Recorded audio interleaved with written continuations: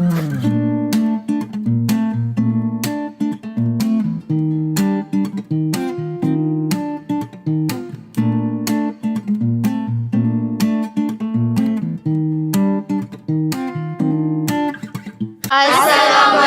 warahmatullahi wabarakatuh. Kami siswa SMA 8 Bone akan melakukan wawancara dengan petani cabai di Kecamatan Salomeko. Assalamualaikum warahmatullahi wabarakatuh. Waalaikumsalam warahmatullahi wabarakatuh. Saat ini kami akan mewawancarai salah satu petani cabai di Kecamatan Salomeko. Kepada Bapak saya persilahkan untuk memperkenalkan namanya dan jabatannya di sini. Bismillahirrahmanirrahim. Assalamualaikum warahmatullahi wabarakatuh. Perkenalkan, saya Ismail SP. Kebetulan saya sebagai pimpinan pertanian kecamatan di Balai Penyuluhan Pertanian Kecamatan Salomeko, Kabupaten Bone, Provinsi Sulawesi Selatan. Saya juga sebagai penyuluh dan saya juga sebagai petani di lahan percontohan BPP Salomeko ini. Baik, terima kasih Pak. Langsung saja kita mulai untuk wawancaranya. Pertanyaan yang pertama, di sini jenis tanaman apa yang kita tanam? Ya, jadi di lahan percontohan BPP Salomeko ini ada beberapa jenis tanaman. Yang pertama ada cabai rawit, kemudian ada cabai keriting, ada cabai besar, ada durian, ada petai ya. Kemudian ada jagung, ada juga kemarin paria, ada tomat, ada ubi jalar, ada juga mangga ya. Ya, berarti ada banyak sekali di Bang Dia. Kalau boleh tahu ini jenis cabainya kan biasa itu banyak jenisnya Pak. Ini yang kita tanam jenis apa? Ya, jadi khusus untuk cabai rawit ada dua jenis yang kita uji coba di sini karena lahan ini juga sebagai laboratorium lapangan untuk petani. Untuk jenisnya yang pertama adalah kita menanam varietas Dewata 43 dan Dewata 76. Kemudian untuk cabai keriting yaitu kita mencoba menanam varietas Laju F1, dan untuk cabai besarnya kita tanam varietas Pilar F1. Terima kasih. Pertanyaan selanjutnya mengenai sarana produksi, alat seperti apa yang kita gunakan? Ya, jadi berbicara mengenai sarana produksi, ada beberapa yang digunakan. Yang pertama dalam proses mulai pengolahan yaitu menggunakan hand traktor, kemudian menggunakan kultivator untuk menggemburkan tanah.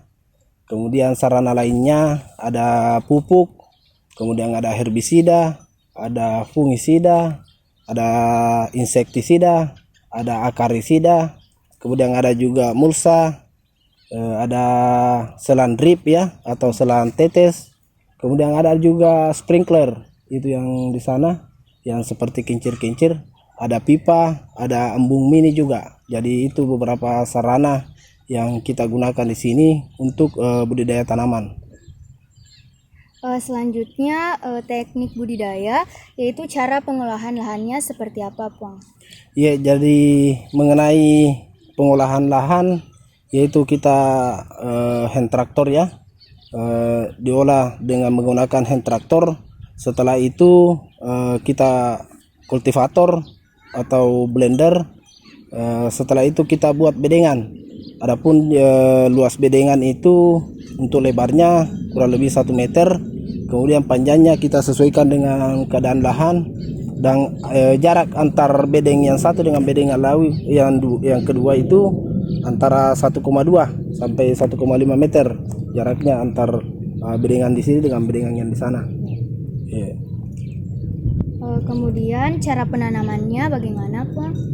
Cara penanamannya ya setelah bibit yang berumur kurang lebih 15 hari kita pindahkan di bedengan dengan mulsa yang telah dilubangi.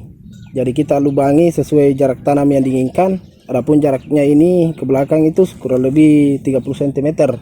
Jadi itu kita lubangi dulu semua mulsanya dengan menggunakan alat sederhana yang kita bikin sendiri, menggunakan kalen ya, kalen susu. itu yang kita masukkan arang agar supaya mudah untuk melubangi mulsanya. Setelah dilubangi ya kita pakai tangan saja karena tanahnya kan tidak keras karena sudah lembab. Sebelum penanaman kita terlebih dahulu melakukan penyiraman sehingga tanahnya mudah untuk dilubang ya. Kemudian kita masukkan benihnya atau bibitnya dari pot tray karena kita di sini melakukan pembibitan di media pot tray namanya ya. Kita cungkil saja langsung kita masukkan di lubang yang telah disediakan. Kemudian mungkin setelah proses penanaman pasti ada proses pemupukan. Di sini pupuk yang kita gunakan pupuk apa? Ya, jadi berbicara masalah pupuk, ada beberapa jenis pupuk yang kita gunakan, yaitu yang pertama ada NPK 16 ya. Jadi bukan pupuk bersubsidi, tapi kita gunakan di sini pupuk non subsidi. Selain NPK, kita mix dengan MKP. Kemudian ada Postgrow yang kandungannya unsur P atau fosfat ya, fosfor. Kemudian ada untuk kalsium juga CNG. Jadi semua kita mix, kita cairkan, lalu kita lakukan pemupukan setiap minggu atau paling cepat 5 hari sekali. Jadi dalam satu tempat itu kita siapkan drum yang berkapasitas 200 liter. Lalu kita siapkan pupuknya sekitar 7 kilo, 7 sampai 10 kilo. Lalu itu yang kita kocorkan pada tanaman masing-masing kurang lebih 200 ml. Sekitar gelas-gelas aqua kecil ya. Itu yang kita siramkan per pohon. Kemudian mengenai pemeliharaannya apakah sulit? Misalnya harus didatangi setiap hari dicek tanamannya, Pak? Iya, jadi berbicara mengenai masalah pemeliharaan, kalau cabai sebetulnya hampir sama dengan memelihara bayi, ya, karena ada banyak hal yang harus kita antisipasi, khususnya mengenai masalah hama dan penyakit. Karena yang paling susah di sini dikendalikan adalah hama lalat buah, kemudian tungau dan trips. Jadi ada 3 jenis hama yang sebetulnya sangat susah untuk dikendalikan. Kemudian mengenai masalah penyakitnya ada juga beberapa, yaitu layu fusarium dan antraknosa atau patek. Jadi ada hama, ada penyakit yang susah untuk dikendalikan. Kemudian untuk pengendalian hamanya apakah menggunakan pestisida, Pak? Ya. Kalau mengenai pengendalian hama, pertama kita tentunya menggunakan kalsium yang banyak ya. Ini untuk mengendalikan hama patek atau untuk menguatkan imun daripada tanaman tersebut. Itu pun sebenarnya terserang juga, sehingga kita secara rutin juga melakukan penyemprotan dengan menggunakan pestisida. Ya, selain bahan kimia seperti yang hayati, juga menggunakan pestisida kimia. Ya. Kemudian mengenai pasca panen, Pak, bagaimana penjualannya? Dijual per kilo atau bagaimana, Pak? Iya, kalau setelah panen di sini kita menjual per kilo. Biasanya ada pedagang yang langsung ke sini untuk membeli, kemudian mengirim ke daerah Kalimantan, Pulau Kalimantan ya. Ada juga pembeli lokal, yaitu dari Bone maupun dari Sinjai. Yeah. Pas pemetikannya, Puang, di manual atau pakai bantuan orang lain, misalnya tak panggil ke sini, Puang? Ya, jadi panen itu dilakukan secara manual dengan memanggil para petani-petani yang ada di sekitar sini. Lalu tentu ada jasa ya. Yeah. Jadi kita panggil biasanya sekitar 10 sampai 20 orang. Lalu itu yang kita ganti sebagai biaya tenaga pada tenaga kerja tersebut. Jadi rata-rata hanya petani-petani yang ada di sekitar sini. Yeah. Yeah. Kemudian kesulitan dalam budidaya, apakah pernah mengalami kerugian, Puang? Iya, mengenai masalah kerugian, saya kira tidak ya, karena harga juga kemarin waktu bulan puasa itu agak bagus, sehingga mungkin di sini kerugiannya kalau misalnya harganya anjlok, tapi selama panen di sini pernah mendapatkan harga yang cukup bagus, sehingga kami berkesimpulan bahwa budidaya tanaman cabai ini sampai saat ini kami belum mengalami kerugian.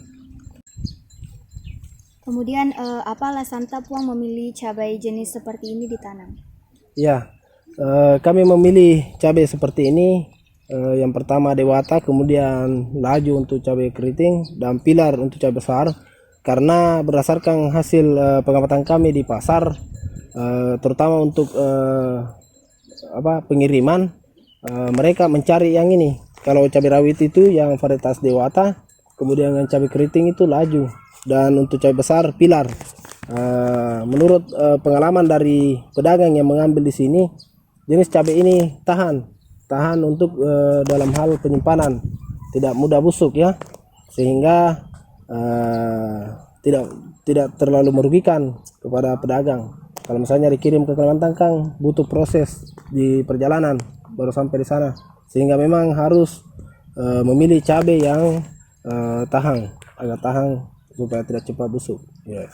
Untuk luas lahan berapa luasnya, Puang? Ya, jadi untuk luas lahan yang ditanami cabai, yaitu untuk cabai keriting kurang lebih 40 are, kemudian cabai rawit ini kurang lebih 20 are, dan untuk cabai besar kurang lebih 5 are. Baik, mungkin itu saja, Puang. Terima kasih atas waktunya.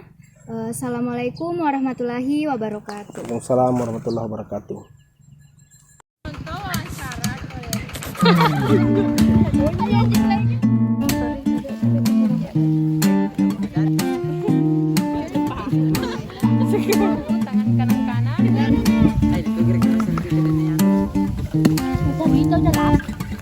I hope it's not obvious, my friends.